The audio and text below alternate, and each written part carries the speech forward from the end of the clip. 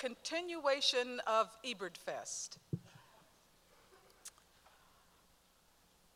The film we're going to see this afternoon is called On Borrowed Time, and it means exactly what that term usually means, because it's about a director who's been here 3 times. Roger tweeted today that Paul Cox has been here more than any other director so far.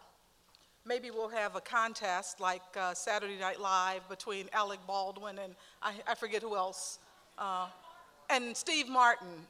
So maybe we'll get Werner Herzog and Errol Morris and some other people to come back and have a contest with Paul Cox. But on borrowed time, Paul Cox in 2006, in June, July, Roger was in the hospital. He had just had surgery, and he was supposed to be going home around over the 4th of July weekend. We were in the hospital. He was playing a Leonard Cohen song, I Am Your Man, for the doctors and the nurses, and all of a sudden his carotid artery ruptured. It started a whole series of things that led to about a year of hospitalization. Jim Emerson shaking his head, yeah, we remember those times. What happened on July, the very day of the carotid artery rupture, the newspapers reported it, but at the time, I didn't know it was a carotid artery, didn't even learn it until later.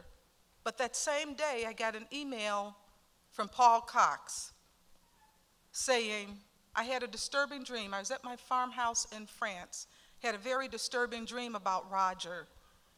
He was walking, he looked about 25 years old, he was in France. He walked up to me and said, only those who have loved us know that we have lived. And then all of a sudden his chest burst open and he was bleeding profusely, and I could see his throbbing heart. Very disturbing. So I wrote to Paul and I said, Paul, actually he did have a bleeding incident. Please tell me more about the dream, because I don't know what's going to happen. And Paul said, okay. He sent these notes saying, Roger's going to live, but he has to go through some other things. In the dream, he went through three stages. One was actually death before he came back. And also, his chest had to be sewn up with something that looks like a fish bone. All really weird stuff. I'm going to abbreviate the story because what happened, they finally determined that they could occlude one of Roger's arteries because it kept bleeding. They couldn't find a way to stop it. And they ended up putting some coils in, and the formation of the coils was almost like a fish bone. The other thing that Paul said is in the dream, Roger actually comes back and becomes, he said, this may sound crazy, but even more well-known around the world than he is now. But you have to hide him and you have to be careful because the vultures from the press will be out there to get him. Anyway, so Paul and I were going back and forth. Go forward about 3 years after that time, and Paul became very ill and needed a liver. But in the country, Paul was originally born in Holland, made most of his films while he was living in Australia. And the rules on transplantation are very different as he learned from country to country. And he didn't know in which country it would be best for him to get a transplant. So really, what Paul thought is that he was going to die because they thought he was too old, perhaps something was wrong with his lungs, he couldn't get on the list. There's a whole litany of things. And during that period, Paul had been such a pillar of strength for us, and Roger and I were communicating with him, trying to provide some strength and hope to him. you're going to see a lot of the things in this movie and also in the book that we have on sale in the East Lobby that you really should buy today. It's Paul Cox, Tales from the Cancer Ward, and it talks about the period when he was going through the wait for the transplant. Well, you know how it ends. He got the transplant because he's here.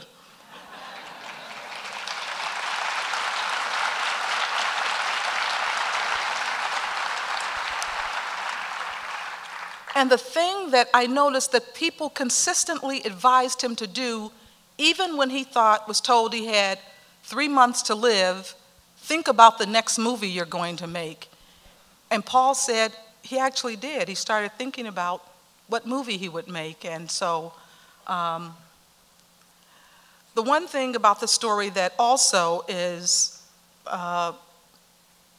pretty, what Roger calls the woo-woo stuff, is that, Paul made a film about Father Damien, the Belgian priest who went to Hawaii and Molokai and lived among the lepers and ended up developing leprosy himself and dying from it. Paul could never get television stations in his country to run his version of that movie. And on the day that Father Damien became accepted for sainthood by the Catholic Church was the same day that the television stations in Australia showed Paul's movie. I think it was just by coincidence. I don't know what happened. And shortly after that, or right around that same time, miraculously, a liver became available for Paul, and a lot of people started writing to him that he only learned afterwards, saying they were asking Father Damien to intercede on Paul's behalf. Who knows why we live, why we die, why we love, why we do anything, why people have spontaneous healings, why we find someone to love us, why we find someone to care for us, why we have the feeling that we have when we come to Ebertfest of being a family. Who knows any of those things? All we know is it happens and we're really grateful for it. What I'd like to do today, and I'm grateful to you, Paul, today, because Roger's been actually pretty ill while we were at the festival. And today, because some reason, he feels better today and he got out of bed and he wants to come and introduce your film. So let's welcome Roger.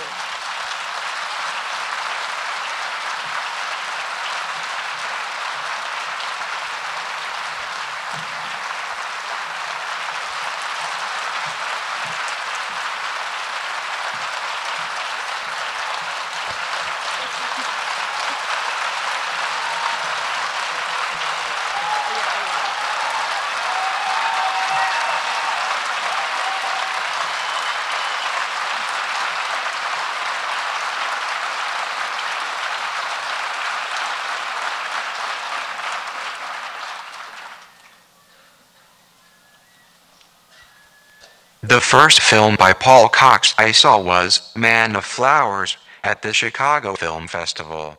The next year, My First Wife. I heard at once a distinctive voice, saw a special vision.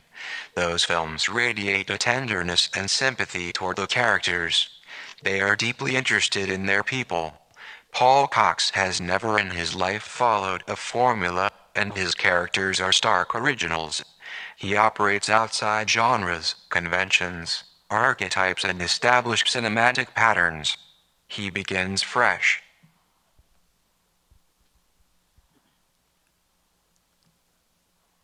Roger would like for us to alternate a little bit.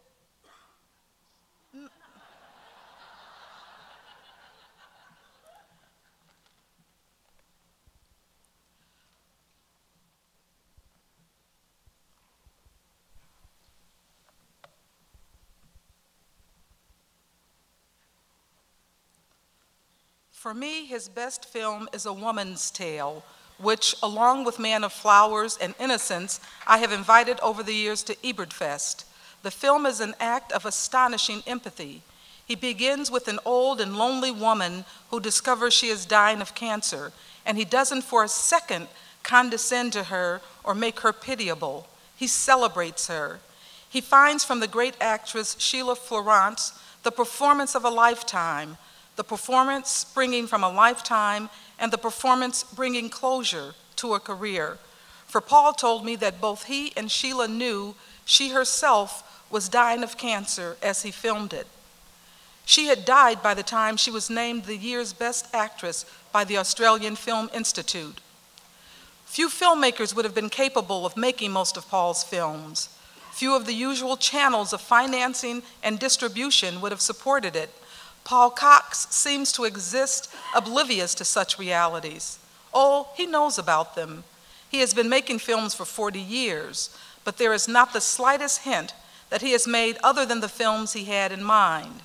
His protagonists are invariably adult, often in middle or old age. He has little interest in the 20-somethings who overrun the commercial cinema because I suspect their problems often stem from practical, immediate reasons or involve situations rather than the deeper currents of life. He is open to invention, to experiment. He made one of the best documentaries of an artist I have ever seen, Vincent, which has informed every Van Gogh painting I have seen since, and is an empathetic act of solidarity with the artist. When he made another documentary about an artist, The Diaries of Václav Nijinsky, it took a wholly original direction. I think that Cox saw Nijinsky not as a madman, but as a man too inspired to be sane. The film premiered at Toronto only a few days after 9/11. The audience was in a state of turmoil, and some were not prepared to think about the film. Afterwards, Paul took the microphone and castigated those who had walked out, saying, "Art defends the final battlements against ignorance and violence." After seeing his film, he said, "At least when you walk out the door, you will not have become a more disgusting human being." That day, Paul was, in the words of his friend Werner Herzog, God's angry man. I more often see him cheerful, whimsical, philosophical, amused. I saw him angry one other time at a Cannes screening of his Human Touch. There was some idiotic businessman making deals over his cell phone. If he had made one more call, Paul told me, I would have taken his bloody phone and ground it under my heel.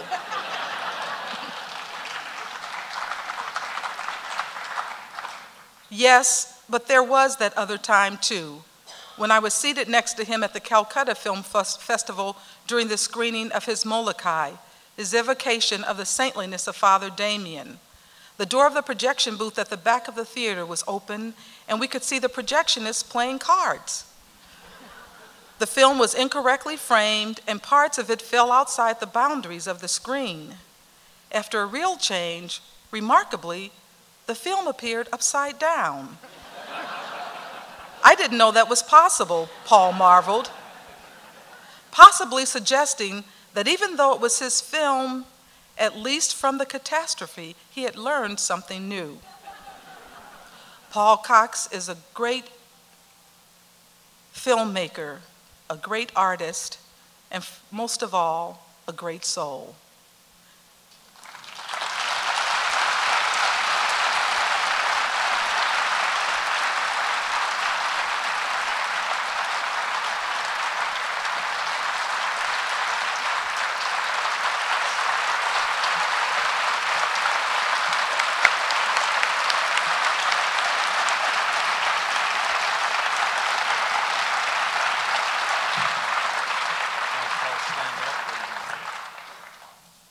We're going to show On Borrowed Time by the director David Bradbury, but please, Paul, will you please stand?